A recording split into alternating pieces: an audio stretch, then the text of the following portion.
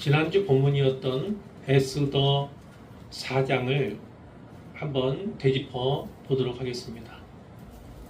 모르드게와 에스더가 내신 하만을 매개로 해서 대화를 이어가는 내용이 4장에 있었습니다.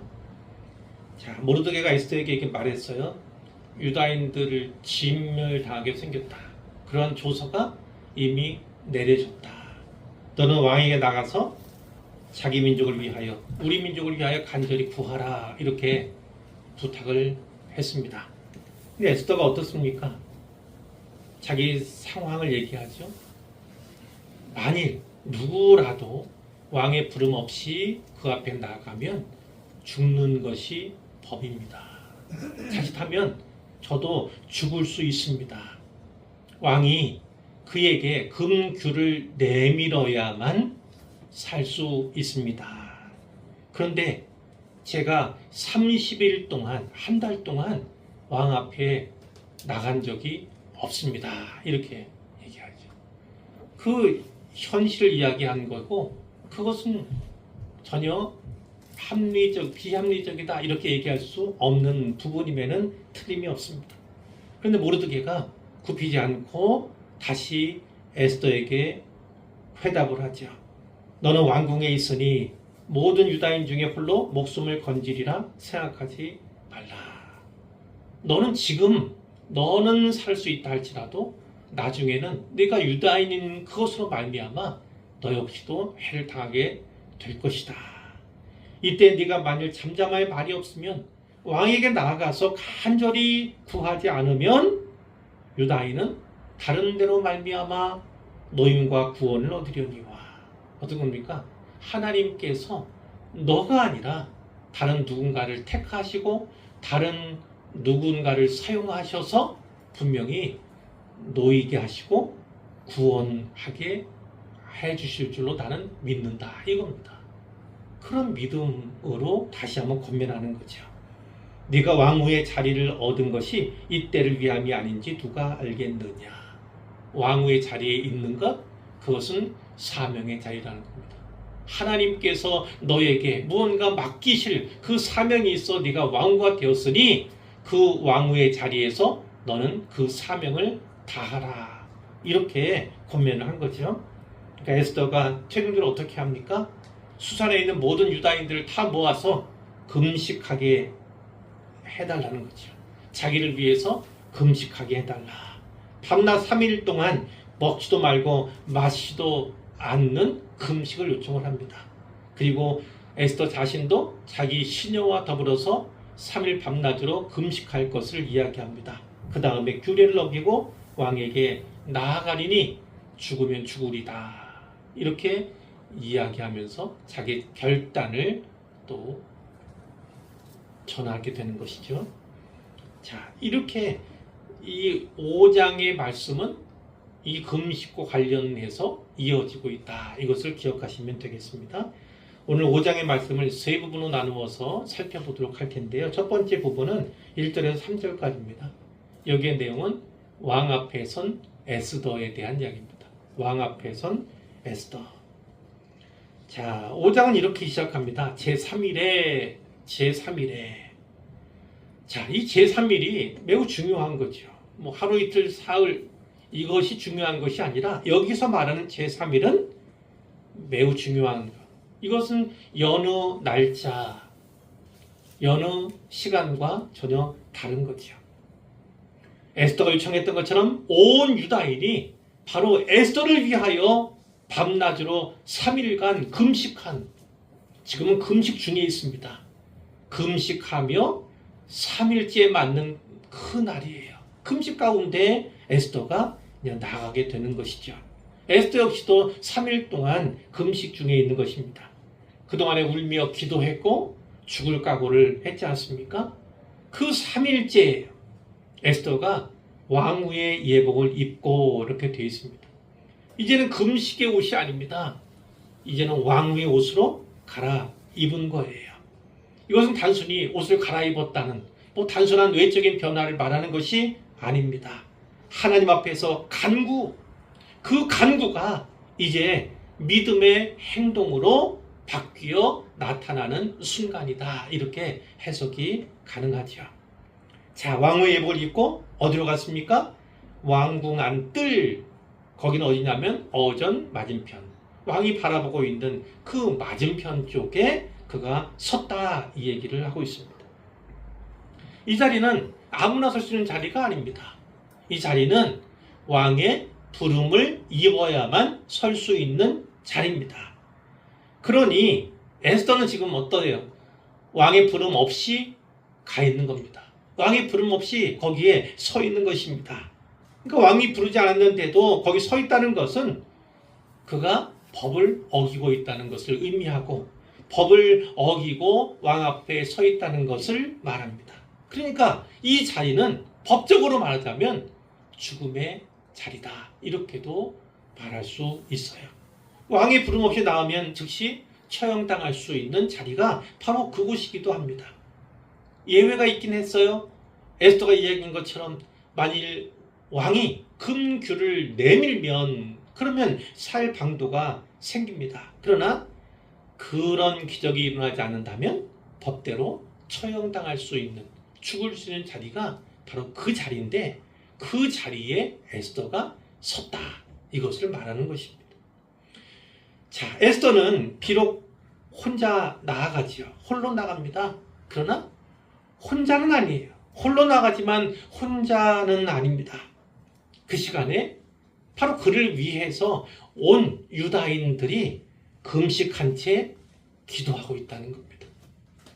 에스더는 왕의 허락 없이 들어갈 수 없다는 규례를 알고도 죽을 각오로 바로 그 자리를 찾은 거예요. 사랑하는 성도 여러분, 믿음은 종종 하나님 앞에 서는 것으로 시작됩니다. 도망치지 않고요. 그리고 변명하지 않고요. 부인하지 않고요. 상황이 바뀌지 않았어도 그 자리에 있는 것, 그 자리에 서는 것, 그 자체가 이미 믿음의 행동일 수 있다. 그것을 말씀을 드리고 싶어요. 자, 어떤 일이 있습니까? 뜻밖의 일이 벌어집니다. 자, 왕후 에스더가 뜰에 선 것을 왕이 봤어요. 근데 뭐라고 말합니까? 매우 사랑스러웠다 합니다. 그의 눈에 비친 이 왕후의 모습이 매우 사랑스러웠던 거예요. 그러니까 왕이 에스더를 사랑스럽게 여기며 환대했다, 그 얘기를 하고 있는 것입니다. 손에 잡았던 금규를 그에게 내밉니다. 왕후에게 내밀었다는 겁니다. 내밀었을 때 이제 상대방이, 여기서는 왕후가 그 금규의 끝을 잡으면 이제 사는 것입니다. 자, 그런데 여기에 보니까 금규를 내밀었고 에스더가 그 금규의 끝을 잡았다, 이렇게 되어 있지 않습니까? 그가 이제 살았다는 거죠. 금규는 이처럼 생과 사를 나누는, 생과 사의 갈림길을 의미하는 어떤 상징적인 것이다, 이렇게 볼 수가 있는데요. 자, 가장 위험한 그 순간에 에스더가 호의를 입고 있음을 우리가 분명히 보게 되는 거예요. 생각해 보십시오. 1장에서 어떤 일이 있습니까? 왕후 에스더가 와스디 때는 왕후 와스디가 어떻게 했어요? 왕의 명령을 어겼지 않습니까? 그리고 그 부름에 응답하지 않았어요. 오지 않았어요. 불복종했지 않습니까? 그리고 쫓겨났어요. 근데 왕후 에스더 역시 왕의 명령 받지 않은 채, 명령이 없는 채 왕 앞에 섰어요. 역시 동일한 의미에서 불복종이다, 이렇게 이야기할 수 있는 것이죠. 그런데 놀랍게도 와스디를 향해서 불붙는 진노를 표했던 그 아하수에로가 이 에스더에게는 아주 사랑스러운 눈길을 주고 있다, 호의를 베풀고 있다, 환대하고 있다, 그것이 여기의 내용입니다.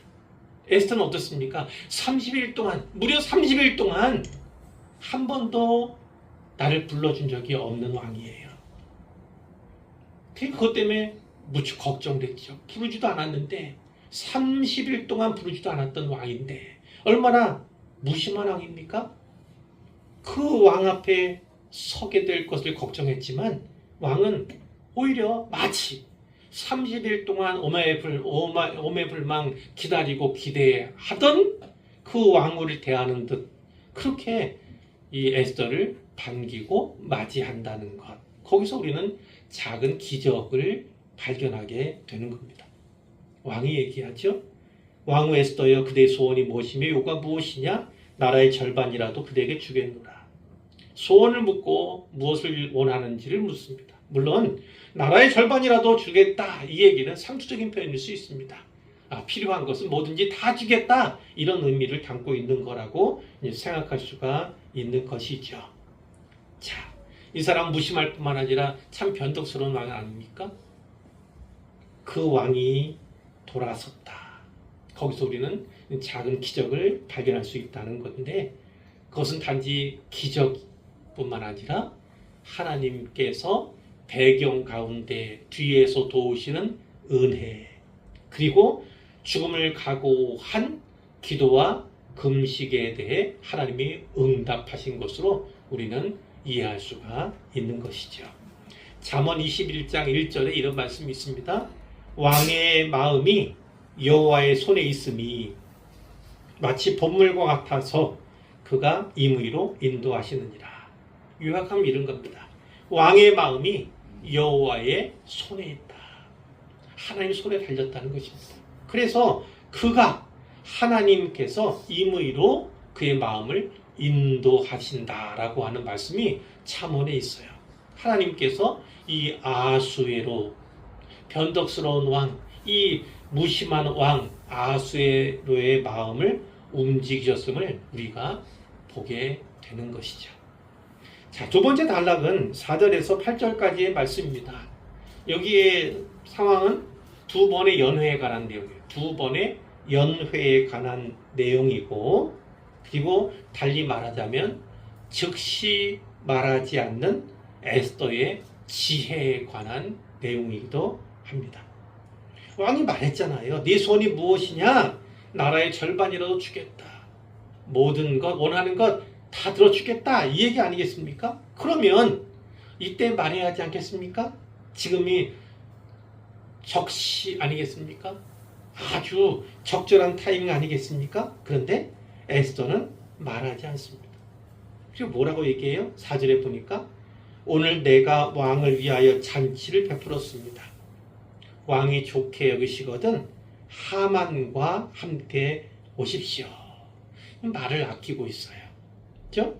자기가 갖고 있는 마음의 소원을 드러내지 않고 있음을 우리가 보게 되는 거예요. 자, 왕이 그 말대로 합니다. 에스더가 말한 대로 하만을 급히 부르라, 이렇게 이야기를 했어요. 그래서 왕이 하만과 단둘이서 에스더가 베푼 그 잔치에 참석하게 된 것입니다. 그 연회 자리에서 또 한 번 왕이 묻습니다. 네 소원이 무엇이냐? 무엇이냐? 다 들어주겠다. 필요를 다 채워주겠다. 이렇게 얘기를 하죠. 근데 에스더가 7절에서 뭐라고 합니까? 이 얘기는 길게 합니다. 제 소청, 나의 요구가 이것입니다. 이렇게 얘기를 해요. 그런데 뒤에 어떤 내용입니까? 내가 왕과 하만을 위하여 베푸는 잔치에 또 오십시오. 이것이 마치 요구인 것처럼, 요청인 것처럼 얘기를 합니다. 그럼 내일 왕의 말씀대로 하겠습니다. 이렇게 이야기를 하죠. 이번에도 에스더가 자기 소원을 말한 것이 아닙니다. 다만 두 번째 연회에 하만과 함께 참석해 주기를 원한, 그것을 요청할 뿐이에요. 우리는 장면이 때로 답답하게 느껴질 수 있어요. 그렇죠? 이렇게 뜸을 들여서 일을 하겠나, 이러다가 기회를 놓치면 어떻게 되나, 이렇게 생각할 수가 있어요. 그러나 성경의 문맥 가운데 보면 하나님은, 이 성경은 이 왕후가 어떤 우유부단한 사람 혹은 어떤 두려움, 이런 것으로 묘사하고 있지 않습니다. 에스더는 매우 신중한 사람이라는 것을 부각시킵니다. 그것은 드러나진 않지만 적절한 하나님의 때를 그가 기다리고 또 존중하고 있음을 은연중에 보여준다, 이렇게도 볼 수가 있어요. 사랑하는 성도 여러분, 믿음은 때로 즉각적인 행동을 요구할 때가 있습니다. 즉각적인 행동이 바로 믿음의 있음을 드러낼 때가 있다는 말씀이에요. 그러나 또 어떤 때는 기다릴 줄 아는 용기야말로 믿음을 보여주기도 한다는 것입니다. 기다릴 줄 안다는 건 뭡니까? 하나님을 신뢰한다는 표현입니다. 하나님을 신뢰하며 기다릴 줄 아는 용기, 그것이 믿음이다. 성경이 이렇게 우리에게 말씀해 줄다는 거지요. 에스더가 침묵합니다. 말을 아낍니다. 이렇게 뜸을 들입니다. 그 사이에 어떤 일이 벌어집니까? 뒤에 보겠지만 하만의 교만이 커지고 또 커집니다. 교만이 매우 커져요. 그리고 왕의 호의가 점점 깊어집니다. 그리고 어때요? 바로 뒤에 있을 다음 장에 나올 완전한 반전을 준비하는 그 내용이 여기에 포괄적으로 담겨 있다는 겁니다. 우리는 한 장면만을 봅니다. 인생의 기간, 짧은 어느 기간을 늘 바라보며 삽니다. 그러나 하나님은 그렇지 않습니다.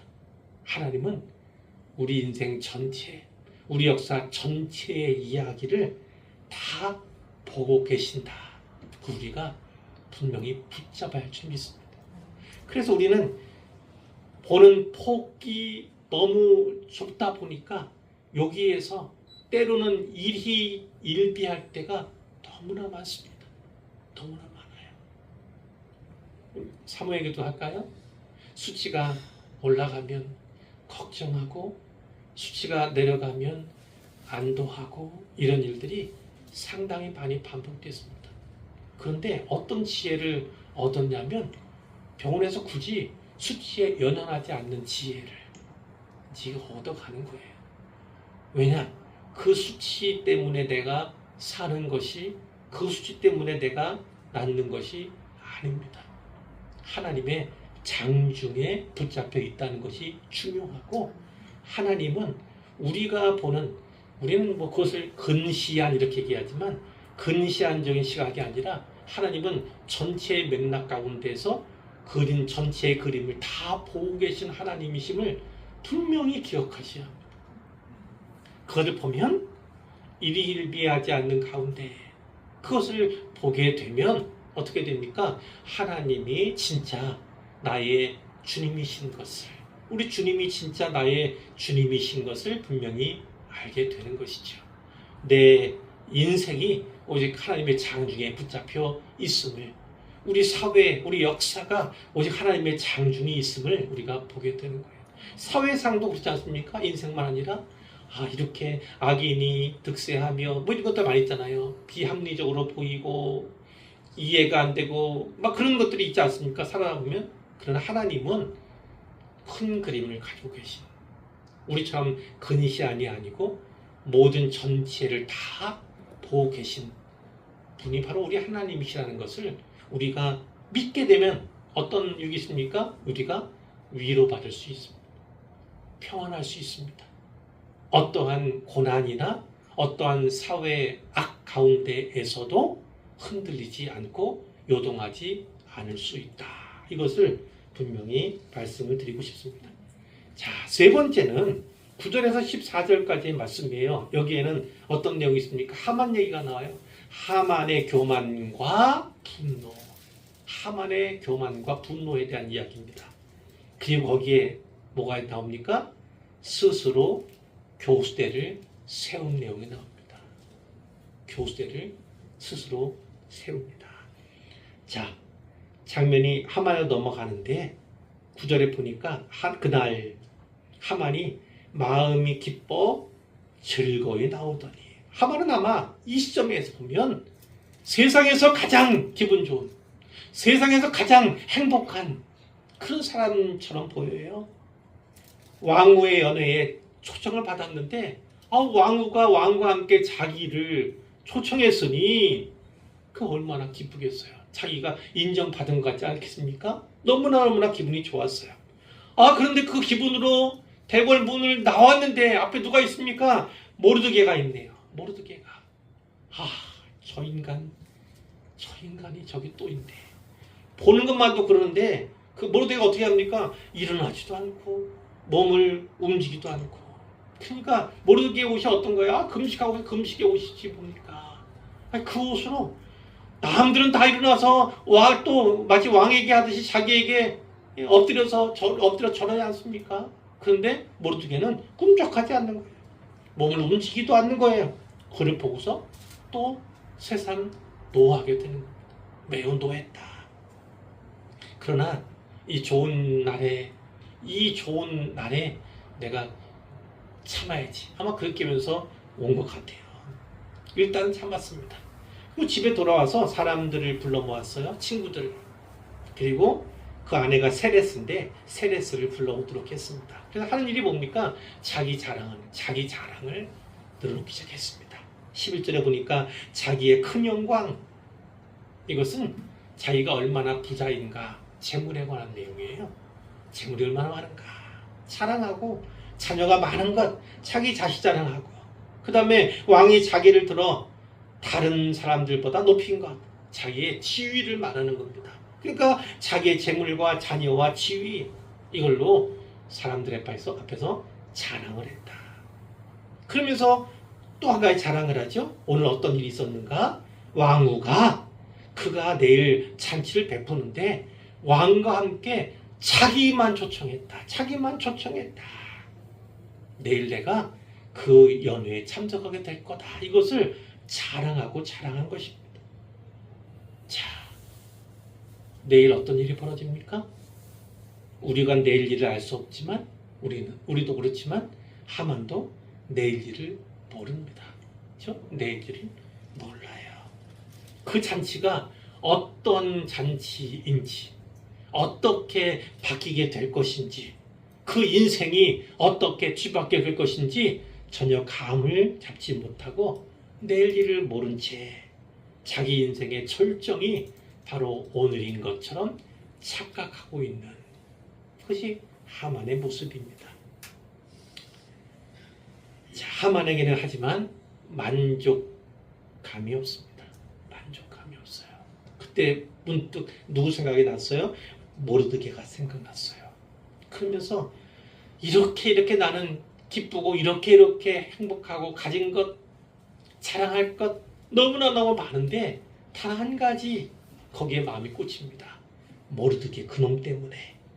이 모르드게가 대궐문에 앉은 것을 보는 동안에는 이 모든 일이 만족하지 아니하도다. 이렇게 얘기합니다. 언어상으로는 이런 의미입니다. 이 모든 것도 나에게는 마치 아무런 가치가 없는 것처럼 느껴진다는 겁니다. 앞에 자랑거리들이 많았잖아요. 자기의 재물을 자랑했고, 자기의 자녀를 자랑했고, 자기의 지위를 자랑했고, 자기가 왕후의 잔치에 왕과 함께 단 둘이서만 초대받았던 걸 자랑하지 않았습니까? 그러나 이 모든 것도 모르드게 생각만 하면 아무것도 아니라는 겁니다. 아무것도, 아무 가치도 없는 것처럼 여겨진다. 전혀 만족감이 없다. 이렇게 얘기하고 있는 겁니다. 그가 얼마나 교만한 자인지를 보여주고 있는 것이죠. 마지막 14절입니다. 그의 아내 세레스와 모든 친구들이 이르되 높이가 50규빗 되는 나무를 세우고 내일 왕에게 모르드게를 그 나무에 매달기를 구하고, 그러니까 어떻게 해요? 거기에서 교수해서 죽이는 거예요. 그리고 왕과 함께 즐거이 매달아 놓고 왕과 함께 즐거이 잔치에 가십시오. 이렇게 특별히 그 아내 세레스가 권했겠죠. 자, 그랬더니 하만이 어때요? 아, 좋다. 그렇게 하면 좋겠다.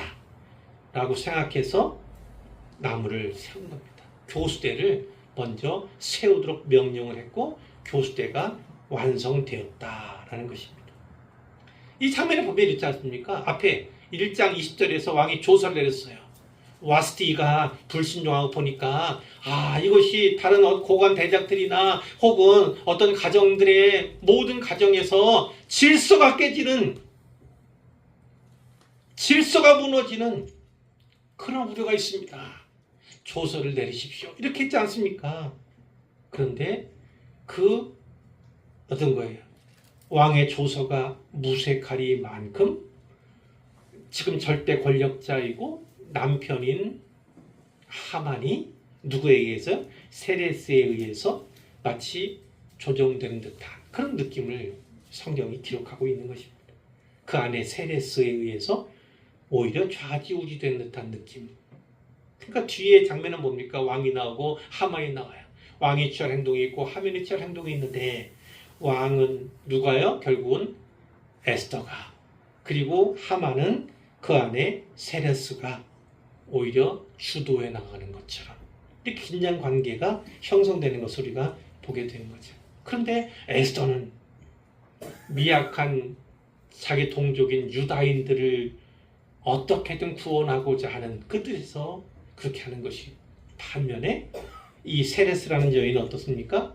무고한 충신인 모르드게의 살인을 꾀하고 있다. 이것이 천양지차, 전혀 다르다는 것을 우리가 보게 됩니다. 근데 이 교수대가 얼마라고요? 50규빗 높이에요. 50규빗. 50규빗은 약 23m. 23m면 상당히 높은 겁니다. 상당히 높은 교수대가 왜 필요합니까?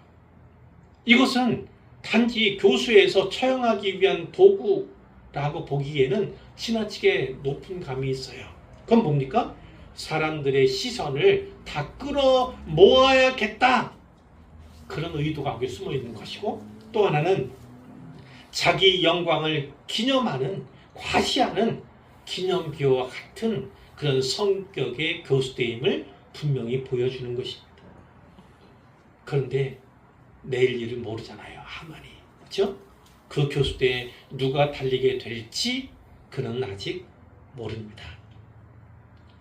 성경은 조용하게, 은밀하게, 그러나 분명히 말씀하지요.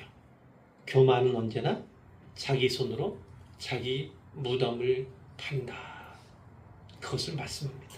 잠언 16장 18절에 교만은 패망의 선봉이요 거만한 마음은 넘어짐의 앞잡이니라. 이런 말씀 있지 않습니까?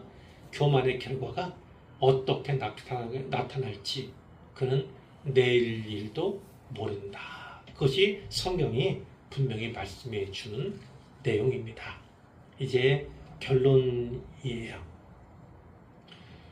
이 5장에서도 큰 반전이, 물론 작은 기적과 같은 일이 있었지만 왕이 금규를 내밀었던 그런 기적이라면 기적일 수 있지만 큰 반전이 일어나거나 하진 않았습니다. 그러나 오늘 본문에서 우리가 분명히 알 수 있는 건 하나님이 진짜 치밀하신 분이다. 하나님은 진짜 친밀하신 분이다라는 것을 우리가 지울 수가 없어요. 아무것도 일어나지 않는 것 같은 이 상황 속에서 여러 가지 조건들이 완성되어 갔습니다.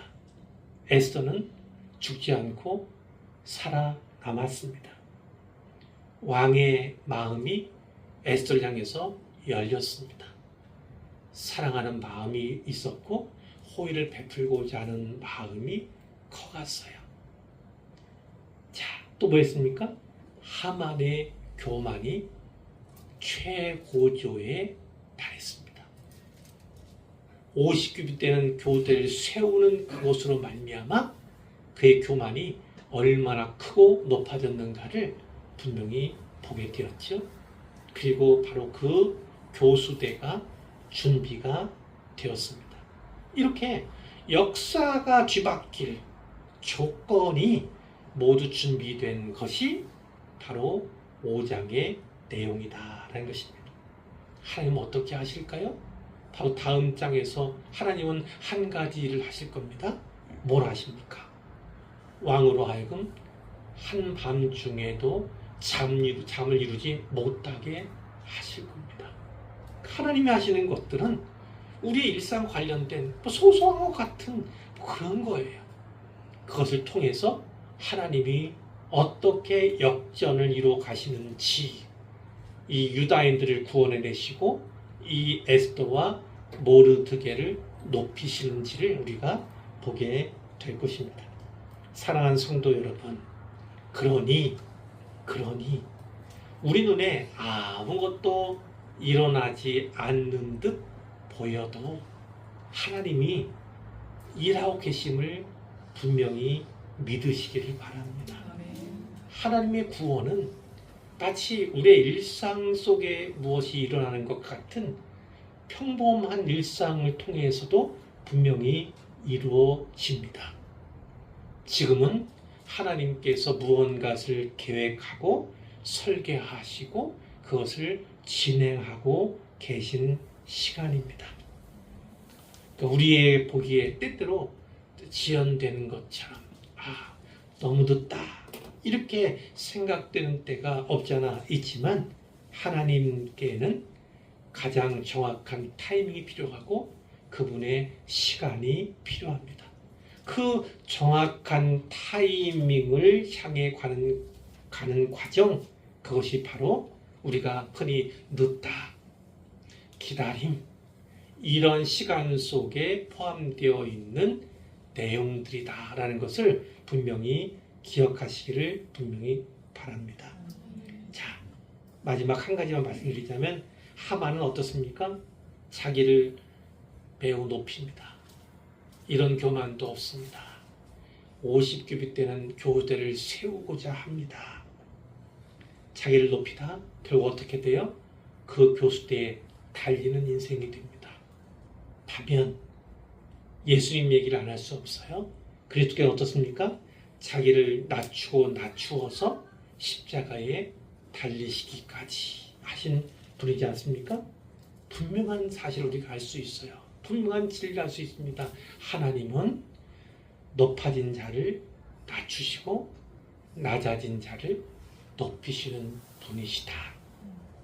어떤 기다림의 시간과 지연된 시간 속에서 많은 번민과 또 마음의 걱정이 있을지 몰라도 하나님은 바로 이 진리를 이루어 가시기 위해서 지금도 쉼없이 끊임없이 일하시는 분, 일상 속에서 그분의 역사를 써가시는 분, 그분이 우리 하나님이심을 분명히 기억하고 붙잡는 모두가 되기를 주님의 이름으로 축원합니다.